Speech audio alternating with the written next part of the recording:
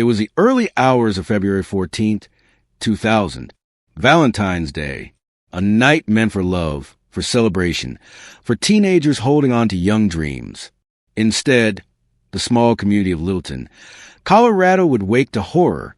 At 3 a.m., a car pulled up outside a Subway sandwich shop, just a few miles from Columbine High School. It was a quiet, dimly lit stretch of West Coal Mine Avenue. The shop should have been locked, closed for hours, but the lights inside glowed faintly, a sign that someone was still there. Inside was Nicholas Kunselman, just 15 years old. He worked the closing shift, helping his family make ends meet. Nicholas wasn't just a student. He was also a survivor. Less than a year earlier, he had lived through the unimaginable, the Columbine High School massacre. And on this night, he wasn't alone.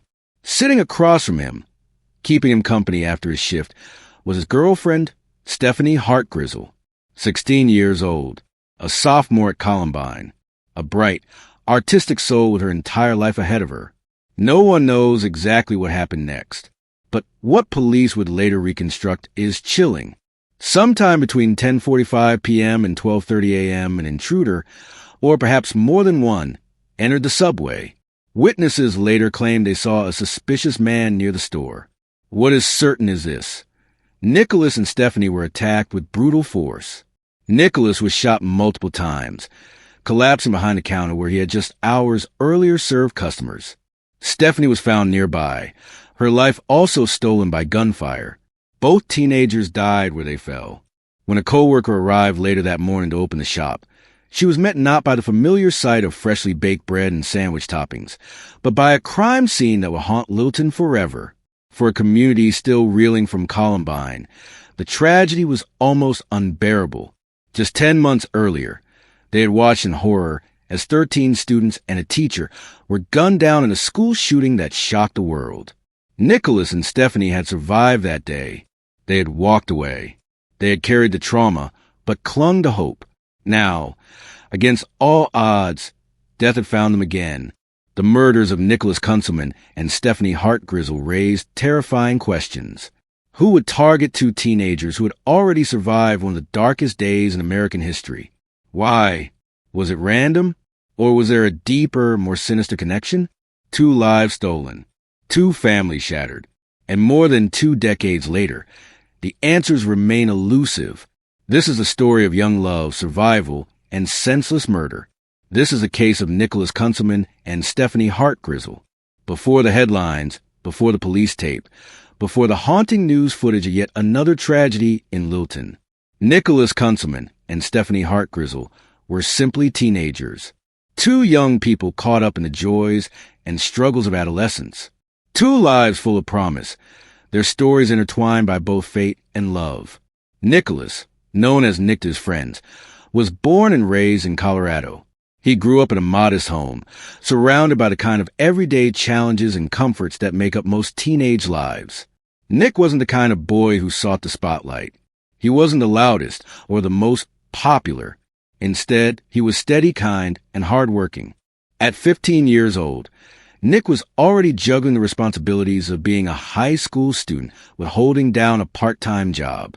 He worked evenings at a local Subway restaurant to help out, showing a maturity beyond his years.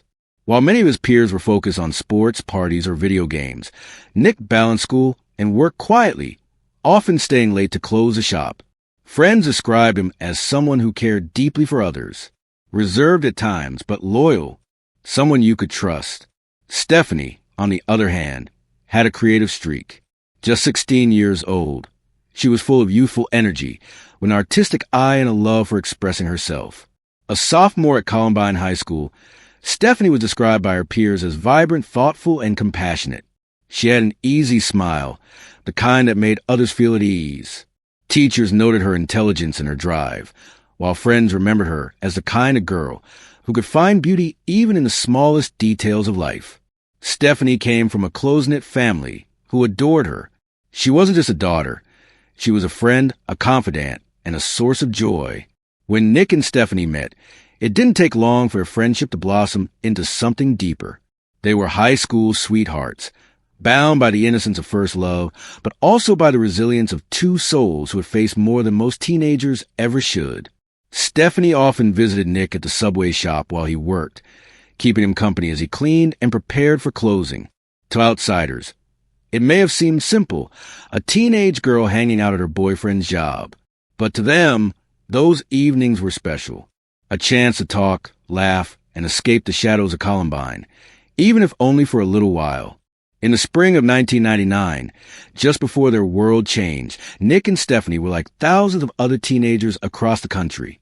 They went to school dances, worried about grades, and dreamed of the future. Nick talked about maybe pursuing work in business or trades, something stable. Stephanie wanted to travel, to create, to leave her mark on the world in some way. Both had families who expected great things from them. Both had futures that seemed wide open. But those dreams and their sense of safety would be shattered on April 20th, 1999, inside the halls of Columbine High School. On the morning of April 20th, 1999, Nicholas Kunselman and Stephanie Hart-Grizzell walked through the doors of Columbine High School like they had so many times before. It was a Tuesday, ordinary, unremarkable, filled with a hum of teenage chatter, the shuffle of backpacks, and the ringing of lockers. No one could have known that within hours, Columbine would become synonymous with terror. At 11:19 a.m., two seniors, Eric Harris and Dylan Klebold, opened fire outside the school cafeteria. Armed with shotguns, semi-automatic weapons, and homemade explosives, the pair unleashed one of the deadliest school shootings in American history. Nicholas and Stephanie were among the nearly 2,000 students and staff trapped inside as chaos erupted. Sirens blared, screams echoed, and the once familiar hallways transformed into scenes of unthinkable horror. Nick was in class when the attack began. The sound of gunshots at first seemed unreal. Fireworks, maybe, but within moments, the truth sank in.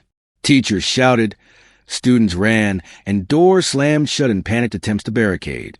He followed his classmates into hiding, crouching low as the sound of violence moved closer. He was just 15, old enough to understand the danger, but still young enough to feel the paralyzing fear of a child trapped in a nightmare. Some survivors later recalled seeing Nick helping others stay quiet, whispering reassurances even though he was terrified himself. Stephanie's day had also begun like any other.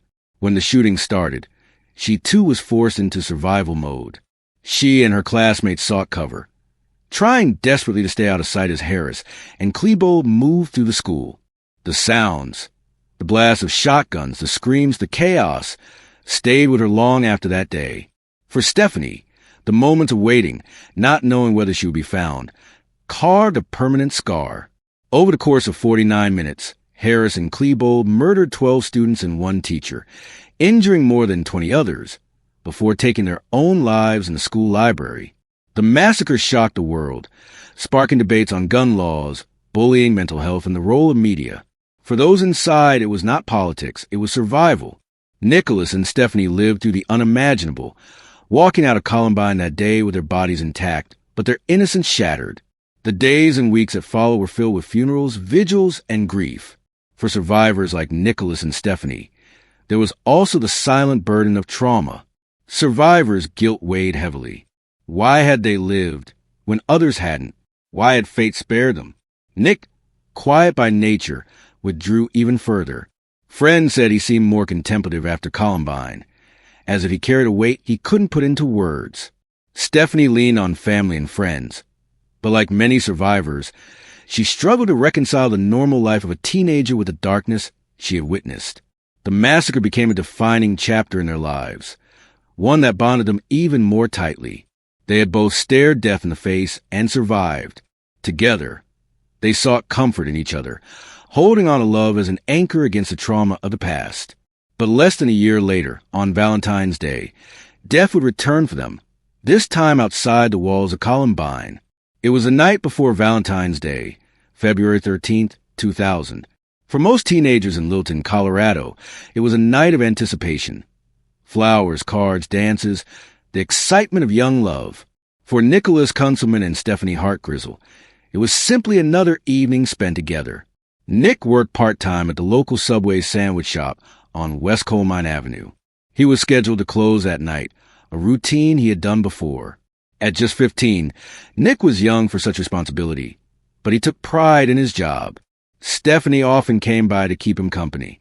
It was their way of stealing a few quiet hours together, away from the noise of school, away from the shadows of Columbine.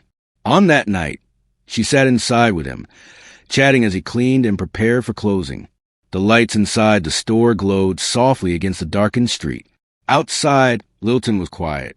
It was just another Sunday night. But sometime between 10:45 p.m. and 12:30 a.m., that quiet was broken. Investigators believe someone entered the subway. Witnesses later recalled seeing a suspicious man near the shop, a figure who didn't belong. What happened next remains partly a mystery, but the outcome was undeniable. Nicholas was shot multiple times, collapsing behind the counter where he had just hours earlier served sandwiches to customers. Stephanie was also gunned down. Both teens were killed instantly. The weapon used was never officially released to public, but evidence pointed to a targeted attack rather than a robbery gone wrong. Nothing significant was stolen. The register wasn't emptied. The violence seemed deliberate. The next morning, when a coworker arrived to open the store, she was greeted not by the smell of bread baking or the sight of Nick cleaning up, but by a crime scene drenched in silence. The bodies of Nicholas and Stephanie lay inside. 2 young lives, stolen in the middle of the night.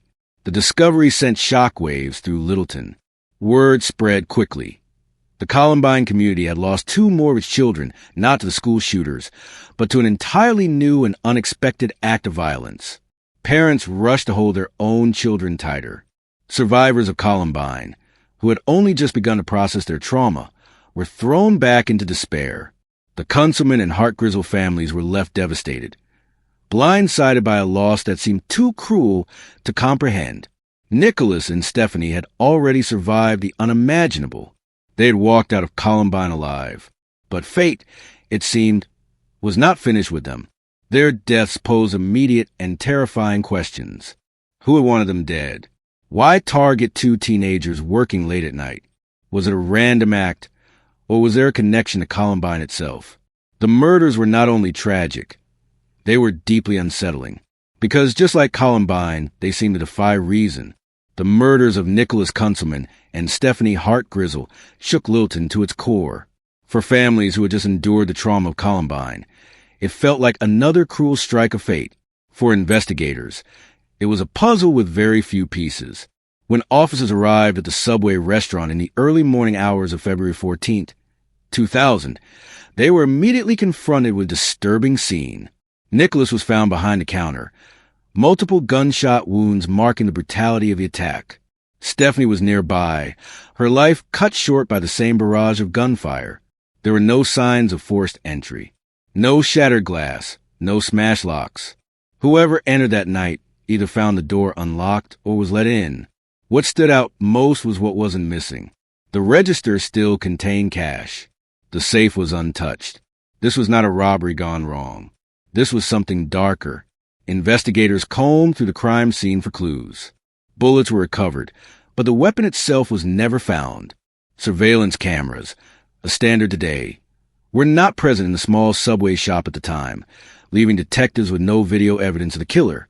Witnesses were scarce. A handful of people reported seeing a suspicious man loitering near the shop late that night, but descriptions were vague. Male, possibly in his 20s, wearing dark clothing. Nothing that led to a solid suspect. The crime scene offered little. The attack had been quick, targeted, and efficient. Whoever pulled the trigger left almost nothing behind. With evidence thin, investigators turned to theories. One possibility was a personal connection. Had Nicholas or Stephanie angered someone? Were they targeted for reasons unknown to their families? Both teenagers were described as kind, with no known enemies. Yet detectives couldn't rule it out. Another theory suggested a link to drugs. Rumors circulated that the area had its share of local dealers and criminal activity. Was Nicholas, working late nights, exposed to something he shouldn't have seen? Did Stephanie stumble into danger just by being there? A third, more haunting possibility loomed. A connection to Columbine. Some speculated that surviving the massacre had painted Nicholas and Stephanie as symbolic targets, that someone wanted to extend the violence beyond the school walls. Investigators never found evidence to support this theory, but in a community already traumatized, the fear took root, despite canvassing the neighborhood, interviewing dozens of potential witnesses, and following every lead they could. Investigators hit wall after wall. No fingerprints. No murder weapon. No clear motive. The case went cold far too quickly. For the families, it was a second layer of torment. Not only had their children been stolen from them, but no one was being held accountable. No trial, no arrest, no justice. Just silence. And for the community, the murder served as a haunting echo of Columbine. Violence striking without warning, destroying lives, and leaving only unanswered questions in its wake. The murders of Nicholas Kunselman and Stephanie Hart-Grizzell reverberated far beyond Littleton. For a community still healing from the Columbine massacre, the shock was indescribable. For the Kunselman family, Nicholas's death was a devastating blow. He had survived the chaos of Columbine only to be murdered less than a year later. His mother described him as a gentle, hard-working teenager who had his whole life ahead of him. To lose him in such a senseless way was unbearable. The Hart-Grizzell family faced the same unthinkable pain. Stephanie had been known for her kindness and loyalty. Friends remembered her as someone who brought light into every room. Her parents spoke openly about the cruel irony of surviving a school shooting, only for their daughter to be murdered afterward. Their grief was magnified by the lack of answers. With no suspects in custody, both families were left not only to mourn, but to grapple with the haunting question, why? For the town of Littleton, it was like ripping open a wound that had barely begun to close. The Columbine massacre had already shattered the community, leaving scars of fear, anger, and grief. Now, this double homicide made many feel that violence was an unrelenting curse. Vigils were held.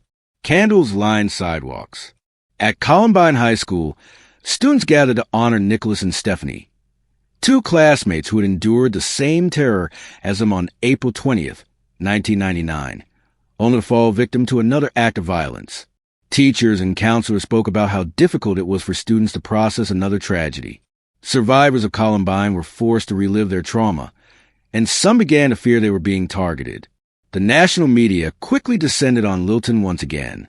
Reporters framed the story as a cruel twist of fate. Two survivors of Columbine gunned down in what appeared to be an unrelated act of violence. Headlines painted a haunting picture. Columbine survivors slain in subway restaurant shooting.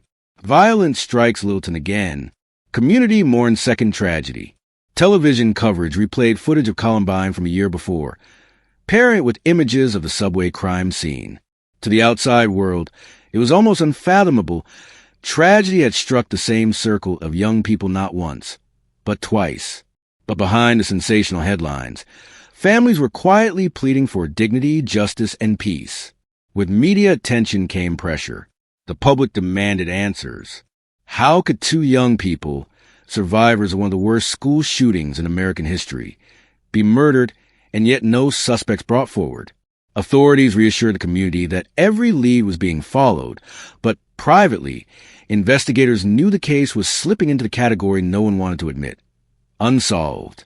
The unanswered questions only deepened the fear and frustration, ensuring that Nicholas and Stephanie's murders would never fade quietly into memory. As weeks turned into months, the murders of Nicholas Kunselman and Stephanie Hart-Grizzell grew colder with each passing day. Leads dried up, suspicions faded. And while the case remained officially open, the lack of progress cast a long, painful shadow. Investigators struggled to build momentum. With no clear suspects, no arrests, and little physical evidence, the murders quickly slipped into what detectives often dread, a cold case. For the families, this was torture. Grieving the violent loss of their children was already unbearable, but doing so without justice meant the wound never closed. Nicholas's mother described waking up every day with the same question: who did this? And why? Stephanie's family echoed the same agony. To this day, no one has been charged in connection with the double murder. For Columbine survivors, the killings were another cruel reminder how fragile life had become. Many had spent years in therapy, battling PTSD from April 20th, 1999. Some survivors admitted that Nicholas and Stephanie's deaths reopened old wounds, fueling survivors' guilt. The tragedy also fed into a deep sense of paranoia. If two Columbine students could be murdered after surviving one of the deadliest school shootings in history, what did that mean for the rest of them? Was violence following them? Or was it just a cruel coincidence? Though Nicholas and Stephanie were young, their impact was lasting. Friends remembered Nicholas as a hard-working teen who showed up for people in quiet, meaningful ways. Stephanie was remembered as a fiercely loyal friend who made others feel seen. Together, they were two high school sweethearts whose story ended far too soon. Their deaths became part of the larger Columbine legacy, a reminder that tragedy doesn't always end when the headlines fade. Sometimes trauma lingers, manifesting in new and unexpected heartbreaks. To this day, the case remains unsolved. Investigators still encourage anyone with information to come forward. But decades later, the silence has been deafening. And so, the murders of Nicholas Kunselman and Stephanie Hart-Grizzell sit in history as one of Colorado's most haunting unsolved crimes. A case tied forever to Columbine. Not because it happened that day, but because it showed the cruel echo of violence long after the gunfire stopped. Nicholas and Stephanie survived one of the darkest days in American history, only to fall victim to a new horror months later. Their story is one of innocence interrupted, of young love shattered, and of justice still out of reach. It is a story that continues to haunt their families, their classmates, and an entire community still scarred by Columbine. And until the truth is revealed, their names remain etched in silence. Two teenagers lost but never forgotten.